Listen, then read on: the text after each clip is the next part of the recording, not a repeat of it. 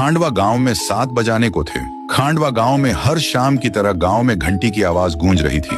सब लोग 7 बजाने से पहले अपने अपने घरों की खिड़की और दरवाजे बंद कर दिया करते थे। हर आम आदमी से लेकर श्रीमंत लोग भी बंद कर दिया करते। उसी गांव में राणा सा और उसका बेटा देव दोनों एक घर में रहते थे। राणा सा अपने बेटे देव को बोलते हैं, बेटा देव जल्दी जाके सारे खिड़की दरवाजे बंद करो, 7 बजने वाले हैं।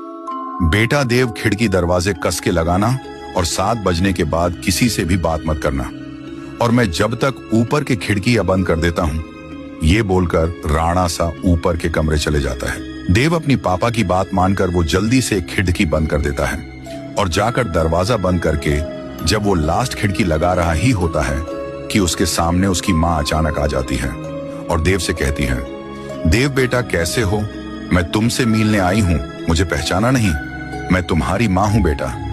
उतने में देव हिचकिचाते हुए कहा, मम्मी तुम यहाँ कैसे? पापा ने तो बोला था कि आप इस दुनिया में नहीं हो, आप मर चुके हो। ये बात सुनकर माँ बोली, नहीं तो देखो मुझे, मैं तो जिंदा हूं पापा, झूठ बोल रहे हैं। चलो बेटा अब दरवाजा खोलो, मैं ज्यादा देर तक बाहर खड़ी नहीं रह सकती, वह लोग आ जाएंगे। फिर देव बोला, हाँ हाँ मम्मी, मैं अभी दरवाजा खोलता हूँ। ये कहकर देव ने जाके दरवाजा खोल दिया। दरवाजा खुलने के बाद मम्मी अंदर आने लगी। दूसरी तरफ राणा सा नीचे आ गया।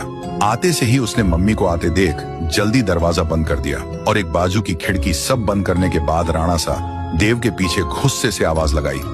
देव पीछे मुड़ा। राणा सा उसे फिर गुस्से से बोला, तुमने दरवाजा क्यों खोला?